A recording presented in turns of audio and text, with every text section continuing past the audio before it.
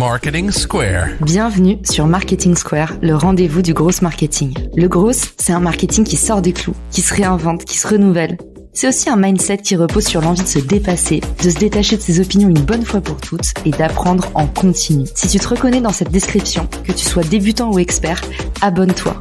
Ce podcast va devenir ton meilleur allié. Je suis Caroline Mignot, grosse marketeuse et entrepreneur.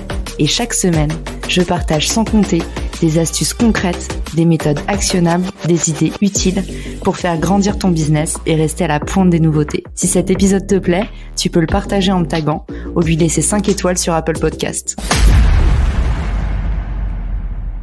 Bonjour à tous et bienvenue dans ce nouvel épisode de Marketing Square. Aujourd'hui, on va parler personal branding, mais on va pas en parler comme vous avez l'habitude d'en entendre parler, avec beaucoup de blabla, beaucoup de questionnements. Aujourd'hui, je vais vous livrer une méthode actionnable en 10 étapes pour bâtir votre marque personnelle de zéro.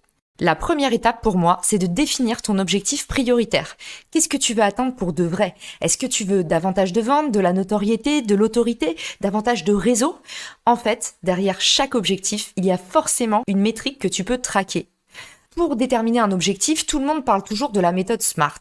Je vais quand même définir la méthode SMART parce que pour beaucoup d'entre vous qui avez fait des écoles de commerce ou des écoles de communication, vous avez l'impression que c'est évident. Mais en fait, il y a quelques années, je me suis retrouvée à passer des entretiens chez Google et je n'avais jamais entendu parler de la méthode SMART.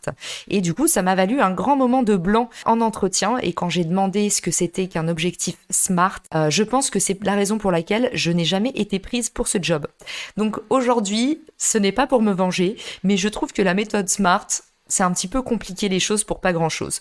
Qu'est-ce que c'est que la méthode SMART ? C'est se dire, pour déterminer un objectif, il doit être spécifique, c'est-à-dire une seule action, un seul objectif. Il doit être aussi mesurable, contenir un indicateur de résultat. Il doit être atteignable, c'est-à-dire il faut se poser la question, quelles sont les étapes à franchir pour y arriver ?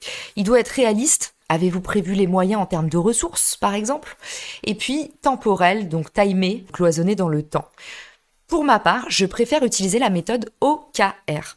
Cette méthode, elle veut juste dire Objective and Key Result. Ça veut dire un objectif, une métrique clé. Donc aujourd'hui, vous devez vous poser la question, qu'est-ce que je veux atteindre pour de vrai via ma marque personnelle ? Et vous pouvez tout traquer. Par exemple, si vous vous dites, je veux davantage de ventes, ok, je veux générer tant de chiffre d'affaires en euros par mois, par semaine, par an. Si vous vous dites « je veux davantage de notoriété », ok, je veux générer plus de 100 000 vues par mois. Je voudrais être cité par des personnes extérieures dans des posts, dans des articles, peut-être ça peut être dans la presse, au moins une fois par mois. Ensuite, l'autorité. L'autorité, vous pouvez tout à fait le traquer également en disant par exemple je voudrais avoir un sponsor pour mon podcast. Je voudrais signer 3 gros partenaires cette année. Je voudrais collaborer avec X personnes au-dessus de X nombre de followers l'année prochaine. Voilà, en fait, même l'autorité, ça se traque selon les indicateurs qui sont importants pour vous. Donc ça, c'est le point numéro 1. On définit son objectif prioritaire. Point numéro 2, identifie ton client idéal. Qui a besoin de tes services ? Alors, certains d'entre vous vont peut-être me dire, comme ça arrive souvent en coaching, en fait, j'ai tout un tas de différents services. Dans ces cas-là, mon conseil, ce serait de dire, ok, demandez-vous quel est votre meilleur client, le client que vous adorez. Dressez le sociotype de ce client idéal-là et déclinez-le. C'est celui avec qui vous aimez vraiment, vraiment travailler. Si jamais vous me dites, ok, mais j'ai pas non plus de clients, je me lance, identifiez la personne qui va avoir la plus grosse douleur, qui va avoir le plus besoin de vos services. Point numéro 3, formule ton offre. Quelle est la transformation que tu permets d'atteindre ? Ne parlez pas de votre produit, ne parlez pas de votre service, vendez la transformation. Ensuite, pour formuler votre offre, ce que je vous conseille, la petite recette du chef, c'est de vendre encore une fois la transformation et non pas le moyen, mais également de le définir, de le contextualiser, c'est-à-dire en combien de temps et pour qui. Donc, formuler son offre, quelle transformation je permets d'atteindre, en combien de temps et pour qui. Pour moi, c'est la recette impeccable pour une belle offre. Étape numéro 4, connecte-toi avec ton écosystème. Et ça veut dire nouer des partenariats, co-créer avec ceux qui savent, ceux qui vous entourent, ceux qui vous aiment. Donc ça peut être par exemple des échanges de visibilité. Vous voyez, moi avec des amis créateurs de contenu, parfois un tel me dit je t'ai mis dans la newsletter. Je dis super, moi deux jours après je lui fais la surprise de le mentionner dans un post. Voilà, il y a pas mal d'échanges de visibilité que vous devez voir de près ou de loin chez les créateurs de contenu. Et ça fonctionne très très bien. Ensuite, il y a le co-mentorat. Et ça arrive plus naturellement. Il y a quelques jours, Anne, qui est rédactrice web, me posait la question, mais comment on fait pour faire du commentorat ? Trouvez quelqu'un qui est vraiment bon dans quelque chose que vous n'arrivez pas à obtenir et allez lui proposer tout simplement vos services, allez lui proposer des temps d'échange. Est-ce que je pourrais t'aider sur un point ? Parce que moi, j'aimerais beaucoup bénéficier de tes lumières sur ce point.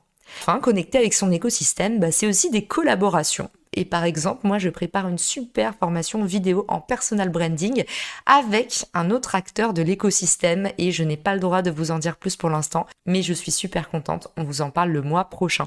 Donc, vous pouvez aussi faire des collabs. Donc, connecter avec son écosystème, comme je vous ai dit, échange de visibilité, commentorat, collaboration, sponsoring, cross-promotion, il y a plein de façons aujourd'hui de connecter avec d'autres acteurs. Ils vont vous envoyer de la force et ils vont vous apporter de la preuve sociale. Étape numéro 5, optimise ton profil LinkedIn. Et ça va vraiment plus loin que les basiques. Vous voulez ressortir un maximum sur Google et LinkedIn est un puissant tremplin pour ça. Si votre page LinkedIn est organisée comme une page de vente, vous allez convertir comme des petits pains. Rendez-vous sur ma chaîne YouTube pour en savoir plus. J'ai fait un live sur optimiser son profil LinkedIn. Ma chaîne YouTube s'appelle comme moi, Caroline Mignot. Et si vous vous abonnez, ça me fera très plaisir. Étape numéro 6, établis un planning éditorial. Autrement dit, ancre une routine. Ça, c'est super important. Vous savez que le meilleur hack en diffusion, c'est tenir le rythme et la vélocité. Posez-vous la question, quand est-ce que vous pouvez poster ? Combien de temps vous avez à y allouer par semaine, par exemple ? Sur quelle plateforme vous voulez vous implanter ? Et puis, quel type de contenu vous voulez poster ? Étape numéro 7, gérer son exécution. Et ça, c'est la partie la plus dure. C'est sympa de faire des stratégies et d'avoir des idées, mais vous le savez, le cœur, le nerf de la guerre, c'est toujours l'exécution. Trouvez les bons formats à adapter selon vos ressources, trouvez des façons intelligentes de recycler, décliner, réutiliser vos anciens contenus. Enfin, s'il y a des charges que vous ne pouvez pas absorber, essayez de voir si vous pouvez les déléguer. Étape numéro 8, auditez en continu. Restez en veille sur toutes les requêtes récurrentes que vous recevez en message privé. Si les gens vous posent souvent la même question, c'est qu'il y a une raison. Soit il y a une friction, soit il y a un besoin. Soyez malin et sachez les transformer en offres de services ou en produits. Regardez aussi les questions que vous avez en commentaire et puis les retours de vos clients. Étape numéro 9, suivez vos statistiques. Ce qui ne se mesure pas ne s'améliore pas. Si vous n'avez pas d'objectif, vous n'aurez pas de résultat. Observez les retombées à la fois positives et négatives chaque semaine pour pouvoir à la fois observer votre courbe de croissance, votre courbe d'apprentissage et puis aussi pour pouvoir affiner votre offre. Étape numéro 10, surtout, n'ayez pas peur. C'est la dernière étape et c'est une des plus importantes. Testez des nouvelles choses en permanence. Si vous avez peur de vous planter, si vous avez peur du ridicule, vous allez l'être. C'est toujours comme ça dans la vie, vous savez. Ceux qui sont le moins ridicules, c'est ceux qui s'en foutent complètement. Les réponses viennent toujours du terrain et de la pratique, alors n'ayez vraiment pas peur de vous y confronter. Voilà, c'est tout pour le moment. Avec ces 10 étapes, j'obtiens toujours des résultats concrets et quasi immédiats. Le personal branding, aujourd'hui, c'est pas du bullshit, c'est surpuissant. Et c'est pour ça que c'est aussi dommage que la plupart du temps, on trouve que des recettes pas actionnables. J'espère que cet épisode vous aura aidé. Honnêtement, je vous ai dit tout ce que je savais. Bon, après, bien sûr, il y a d'autres petits tips, mais il faut bien que j'en garde pour la suite. Donc, n'hésitez pas à vous fixer un challenge pour 2022. Sauvegardez cet épisode, envoyez-moi un maximum d'amour parce que j'adore ça et j'en ai jamais assez. Et puis surtout, je vous dis à très vite dans le podcast. Ciao! Si t'as écouté jusqu'ici, c'est certainement que cet épisode t'a plu. Ce podcast est rendu possible par Richmaker, le Tinder du B2B comme on l'appelle. C'est une plateforme que j'ai lancée et qui permet d'identifier des partenaires compatibles en fonction de ton business. En gros, dis-moi quels sont tes objectifs marketing et je te dirai qui va t'aider à les dépasser au sein de ton écosystème. Pourquoi aller chercher ses clients un par un quand on peut placer sa croissance en pilote automatique ? Plus d'excuses, passe à l'action et à très vite sur Marketing Square, le podcast du gros marketing. Marketing Square.